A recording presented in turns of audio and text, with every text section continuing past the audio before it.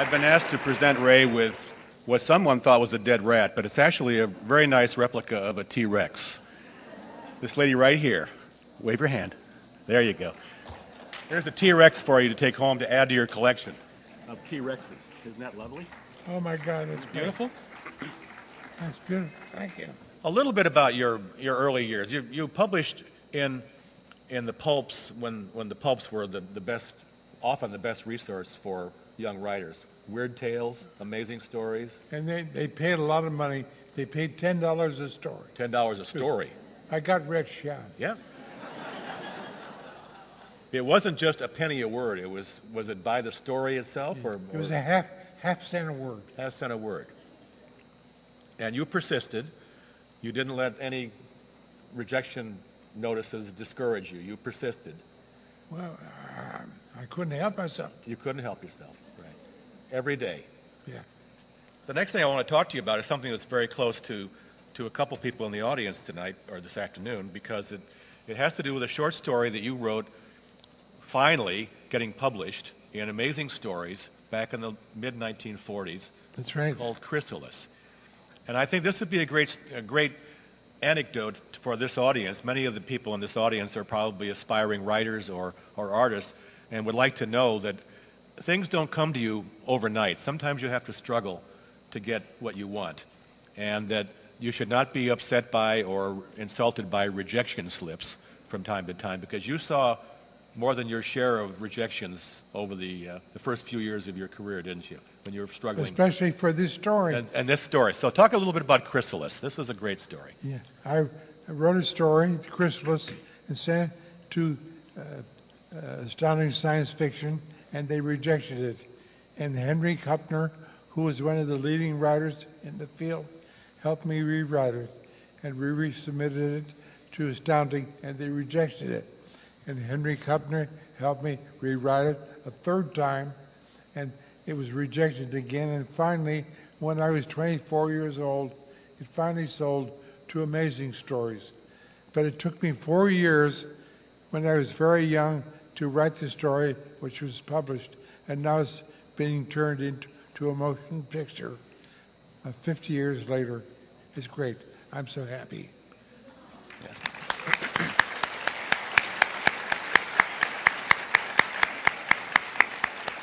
Okay, I want to bring somebody up right now to join us. The gentleman is Roger Lay, and Roger is responsible for a film adaptation of one of Ray Bradbury's short stories, the one he was mentioning earlier, Chrysalis.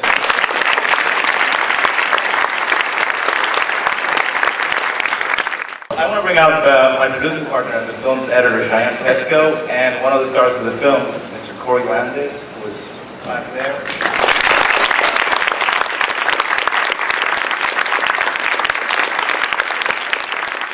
We're very much aware of the importance of the material we've been entrusted with.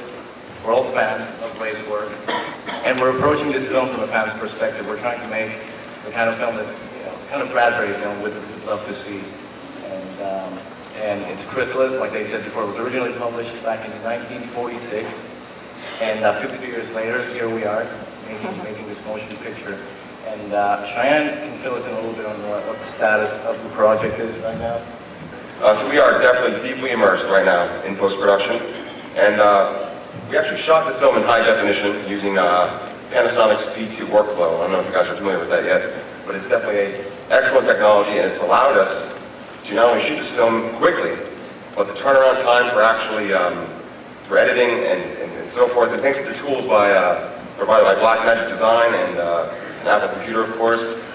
Gotta get a plug in here. Hoping to get that new iPhone.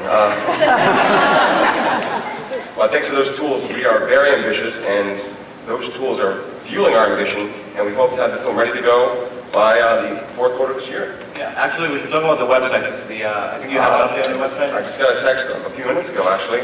Our website's now live officially, so please come and visit us at www.chrysalismovie.net.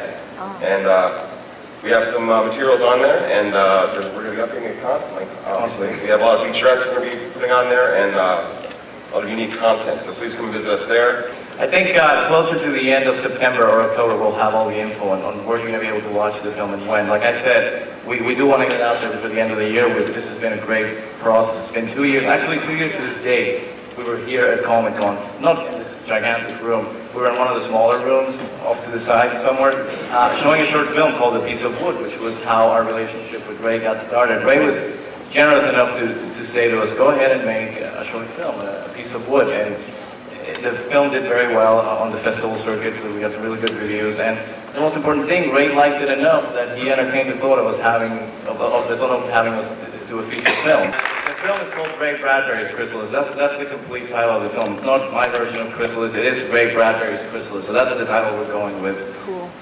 Because we're trying to do something here that's very true and loyal to the source material. Obviously, when you make a film, you're dealing with a piece of material that's 2 hours, and we're working with, I think it's like a 10-page story. So obviously you have to expand on certain elements of it. What we're trying to do is allowing the actual story and the great characters that Ray created to dictate what these extensions, or not even, I don't want to say changes, but these extrapolations should be.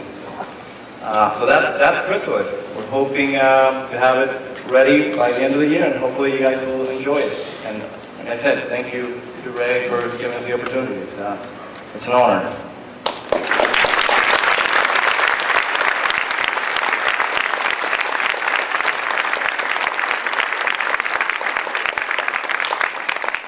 Roger, a couple things, because there are obviously some aspiring screenwriters in the audience. What was your biggest challenge when you saw this short story and you knew you wanted to make it into, what, 90 minutes?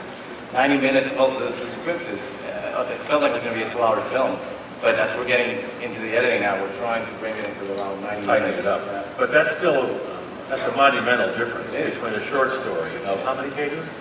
10 pages, I think. He probably knows better. He remembers every detail. So it probably would have made, if you were doing it word by word, it would probably have made a 20-minute short. 20 minutes short, okay. Yes. So you really had to think in terms of not just adding things, but as you mentioned, enveloping, moving forward from what you had. The approach was Ray creates a great, when I read it, the story, it felt like a great third act. There's a great conflict there, and we're gonna, we get to a resolution. But when you make the film, obviously you have to backtrack it a little bit more.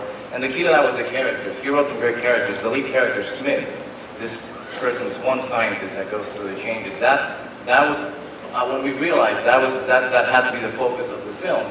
Then it became very clear how to turn that into a 2-hour film, because you have to tell his story. You have to make the audience care for this individual.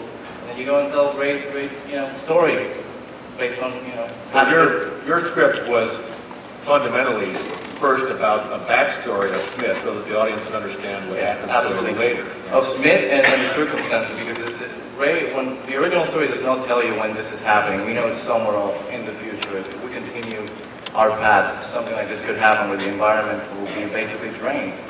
And maybe the planet might not even be able to sustain something as simple as plant life, and that's what's going on.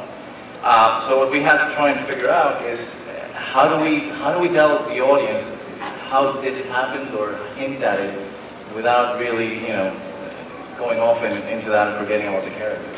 Yeah. Some wonderful images in there. Beautiful imagery in that film, isn't there? Oh yes, yeah. Beautiful images, great physical effects. CG is a great tool for many things. I love the physical work. We have a great artist, Lee Romeres, who worked on everything from Buffy and Angel to War of the Worlds. Won an Emmy for 6 Feet Under, and everything was built physically. He was in charge of everything. So it had more practical effects than CG. Everything was practical. There's a couple of computer-generated things, but it's mostly in computer monitors and microscopes, things like that. That's refreshing. There's not one single computer-generated character in this thing. So, yeah. I wanted to ask your actor at the end of the row here to repeat the line that I think we want to make sure the audience heard. The tag at the end. The tag at the end of the preview. It just doesn't look friendly. And then the hat. And then the hand. I didn't want anybody to miss that, because that might draw them into the theater. I hope so. That tag, so we don't want to miss that. Okay. I want to thank all 5,000 of you who are over here.